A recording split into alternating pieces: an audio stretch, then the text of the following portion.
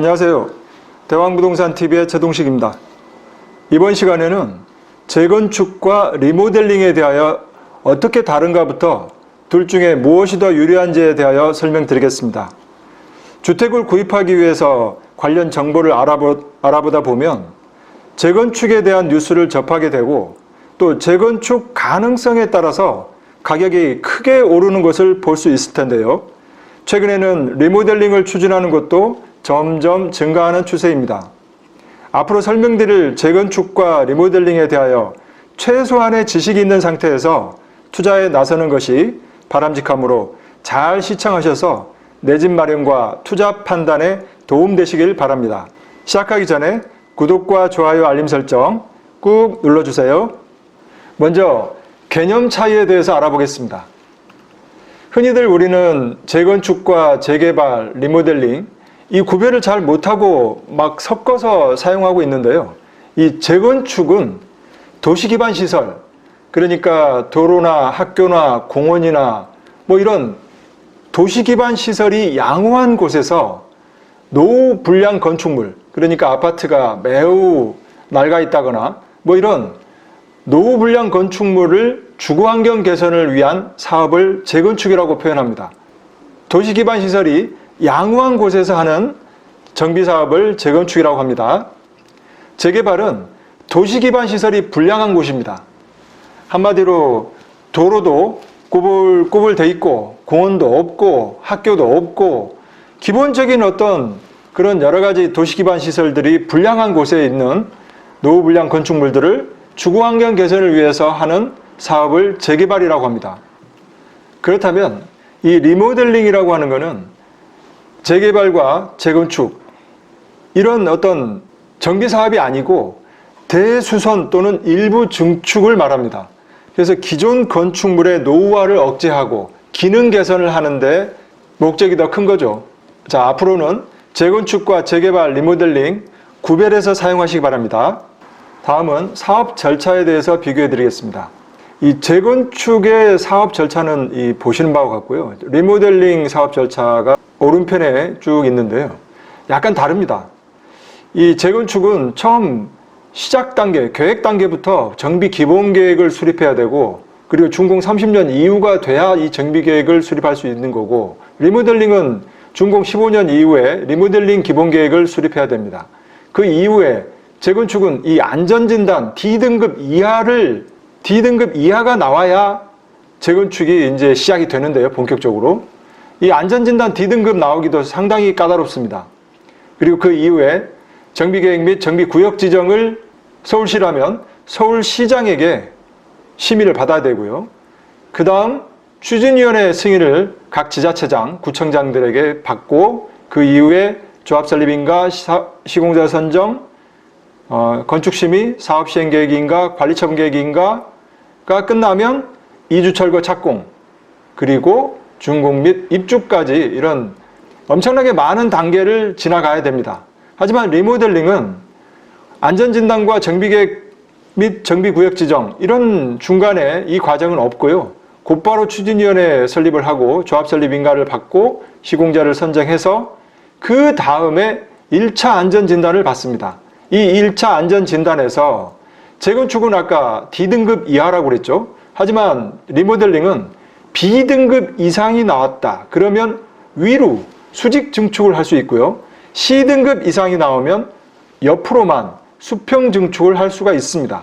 이거를 토대로 도시계획 및 건축 심의를 받고 그래서 거기에 1차 안전성 검토를 받고 행위허가 신청을 해서 2차 안전성 검토 후에 행위허가를 받은 이후에 이주철거 착공, 그 2주 후에 2차 안전진단을 또 받습니다. 그래서 그 다음 문제가 없다고 결과가 나오면 공사를 해서 준공 및 입주까지 이런 절차를 밟게 돼 있습니다. 이 재건축과 리모델링은 사업 절차가 완전히 다르죠.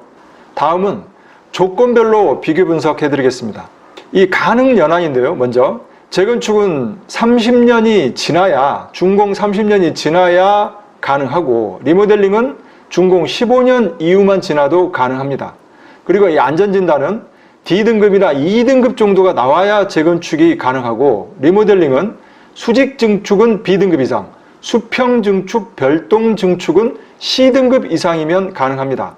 여기에서 이 수직 증축과 수평 증축에 대해서 한번 알아보면 수직 증축은 위로 올리는 겁니다. 위로 올리는데 기존 건물이 15층 이상이었으면 3개 층까지 수직 증축이 가능하고 기존 건물이 14층 이하였으면 최대 2개 층까지 수직 증축이 가능합니다.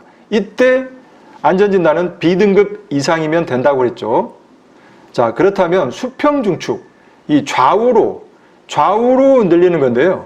수평 증축은 C등급 이상이면 되고 전용 면적이 증가하는 겁니다. 85제곱미터 미만이었다면 전용 면적 40% 이내에서 증가할 수 있고 85제곱미터 이상이었다면 전용 면적 30% 이내에서 증축을 할 수 있습니다. 자, 여기에서 알 수 있듯이 위로 올리는 것은 그만큼 더 위험하기 때문에 하중을 더 많이 받는 거죠. 기존 건물 뼈대를 놔두고 위로 올리는 거기 때문에 그만큼 더 위험한 거죠. 그래서 B등급 이상인 거고 C등급 이상이 나오면 안전진단에서 위로는 못 올리고 좌우로만 늘릴 수 있습니다. 그러니까 건물의 앞쪽과 뒤쪽으로만 늘릴 수 있는 거죠. 이게 바로 수평 증축입니다. 자, 다음은 용적률입니다. 이 용적률은 재건축은 법정 상한 용적률 이내에서만 재건축이 가능합니다. 현재 3종 일반 주거지역이면 최대 300%죠. 300% 이내까지 대부분 아파트들이 3종 일반 주거지역이기 때문에 300% 이내에서 재건축을 하고 있습니다. 하지만 리모델링은 이 용적률 제한이 없습니다. 임대주택을 공급해야 되는 의무사항인데요. 재건축은 인센티브 용적률의 50%를 임대아파트를 지어야 됩니다. 하지만 리모델링은 그 임대아파트, 임대주택 의무사항이 없습니다. 이 기부채납은 재건축은 의무적으로 제공해야 됩니다. 보통 토지 면적의 10% 이내로 대부분 하는데요. 약간 더 많아질 수도 있습니다. 10%에서 15%까지도 올라갈 수도 있겠죠. 하지만 리모델링은 기부채납 의무사항이 없습니다. 그리고 이 실거주 의무, 이거는 2020년 연말 정도에 도시 및 주거환경정비법에 분양 신청을 하려면 실거주 2년 이상을 해야 분양 신청 자격을 주겠다라고 하는 내용으로 법 개정 중입니다. 하지만 리모델링은 이 실거주 의무가 없습니다. 그리고 이 조합원 지위 양도는 이 투기과열지구로 지정된 곳에서는 조합 설립 인가를 받으면 그때부터는 조합원 지위 양도가 금지됩니다. 하지만 일부 예외 규정은 있긴 있지만요. 어쨌든 투기과열지구로 지정된 곳에서는 조합 설립 인가 이후에는 조합원 지위 양도를 할 수가 없는 거죠. 하지만 리모델링에는 이 조합원 지위 양도 양수에 전혀 제한이 없습니다. 그리고 재건축 초과이익 환수금, 이 제초안이라고 그러죠. 제초안은 순수 남는 금액에서, 그러니까 준공 시점에 종료 시점 가액에서 개시 시점 가액을 빼고, 그리고 정상가격, 주택가격 상승분 빼고, 그리고 공사비를 뺀 이 나머지 금액이 3천만 원이 초과되었을 때 10% 내지 최고 50%의 초과이익 환수금을 납부해야 됩니다.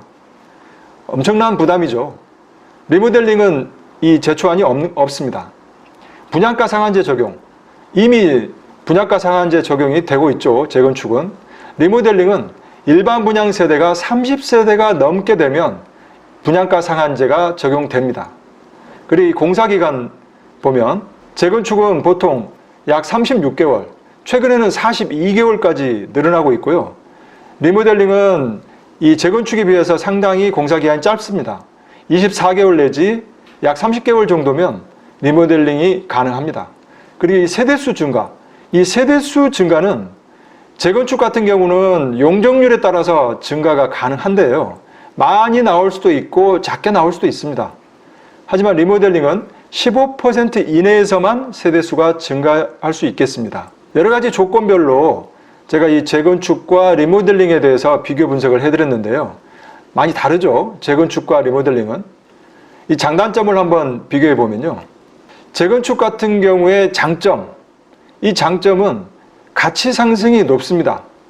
이 재건축은 원래 있던 구조물들을 전체를 전면 철거를 하고 새롭게 배치를 하고 이 평면 설계도 자유롭게 설계를 하는데요.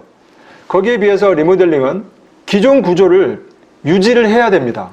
뼈대를 놔둔 상태에서 건물을 새롭게 리모델링 하는 건데요. 그러다 보니까 이 평면 구조라든지 이 설계에 한계가 있습니다. 그리고 재건축은 지하 주차장을 만드는 데 있어서도 깊이 파서 지하 주차장을 만들면 되는데, 리모델링은 기존 건물을 놔둔 상태에서 지하 주차장을 파서 내려가는 공사 형태로 되어 있습니다. 그러니까 이 공사하는 과정도 매우 어려운 거죠. 그래서 공사비가 많이 발생하고요. 그리고 전체적으로 보게 되면 이 재건축보다는 낮은 가치 상승, 가격이 시세가 재건축보다는 한참 낮게 형성이 됩니다. 이 재건축의 단점은 정부의 규제가 엄청나게 많습니다. 이 거래 제한도 있고요, 분양가 상한제도 있고, 거주 의무도 있고, 뭐 여러 가지, 또 재건축 초과이익 환수제도 있고, 이 많은 규제가 있습니다. 그리고 공사 비용도 많이 듭니다. 공사 기간도 상당히 많이 걸리죠. 최소 10년, 많게는 15년, 그리고 어쩌면 20년이 걸리는 단지도 있었습니다. 리모델링의 장점은 정부 규제가 거의 없습니다. 그리고 거래 제한도 없고요. 공사 기간도 재건축에 비해서 1년 이상 짧습니다. 재건축 초과이익 환수제도 적용이 전혀 되지 않고요. 이런 여러 가지 장점은 있습니다. 하지만 단점도 있죠. 좀 전에 다 설명을 드렸는데요. 이 재건축보다는 가치 상승이 좀 낮습니다. 그래서 이 재건축과 리모델링은 완전히 다른 개념입니다. 뼈대만 놔두고 공사를 하는 리모델링, 그리고 전면 철거를 한 이후에 공사를 하는 재건축. 가장 중요한 거는 이 재건축을 선택할 것이냐 리모델링을 선택할 것이냐는 결국에 사업 기간과 그리고 나중에 가치 상승, 이 두 가지에 의해서 많은 조합원들이 결정할 것으로 보입니다. 다음은 현재 상태별 유리한 선택이 무엇인지에 대하여 알아보겠습니다. 먼저 용적률인데요. 현재 180% 이상이라고 한다면 리모델링을 할 경우에 유리합니다. 그리고 재건축이라고 하더라도 1급지에서도 유리합니다. 세대수는 1000세대 이상일 경우에, 재건축의 경우에는 세대수와 전혀 무관하고요. 리모델링은 이렇게 1000세대 이상의 대단지일 경우에 유리합니다. 이 타입은 A 타입, B 타입, C 타입 이런 건데요. 이 타입 가지수가 적을 경우에 리모델링이 유리합니다. 그리고 재건축 같은 경우는 어차피 전면 철거를 하고 다시 짓는 거기 때문에 전혀 무관한 거죠. 그리고 구조, 이 구조라고 하는 거는 판상형 구조냐 타워형 구조냐, 그리고 벽식 구조냐 무량판 구조냐, 이런 걸 말하는 건데요. 현재 상태가 판상형이고 벽식 구조라고 하면 재건축은 어차피 철거를 하니까 무관하고요. 리모델링 경우에는 판상형 경우가 유리합니다. 그리고 벽식 구조는 리모델링에 불리한 거죠. 어차피 이 벽식 구조의 단점이 층간소음인데 이 벽식 구조 자체를 바꿀 수는 없기 때문에 불리합니다. 그리고 준공은 25년에서 30년 정도 됐다, 현재 상태가. 그렇다면 재건축 같은 경우는 30년이 넘어야 되기 때문에 불가한 거고요. 리모델링은 적당한 연도가 된 거죠.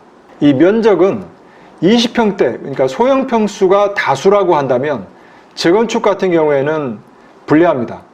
소형 평수가 많은 단지에서의 재건축은 여러 가지 사업성 면에서 불리한 거고요. 이 리모델링 같은 경우에는 적당합니다. 이 소형 평수 20평대나 10평대나 20평대가 많다고 하면 그래도 적당합니다. 거실이 있는 전면에서의 이 현재 상태가 투베이다. 그러니까 거실과 안방 이렇게 있는 투베이 상태라고 한다면 이 재건축은 어차피 상관이 없고요.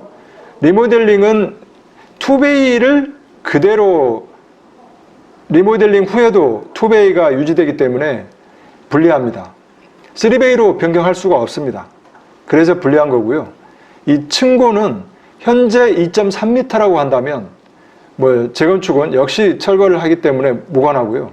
리모델링은 현재 2.3m 층고라고 한다면 리모델링 후에도 역시 2.3m 내지는 약간 더 그보다 더 줄어들 수도 있기 때문에 불리합니다.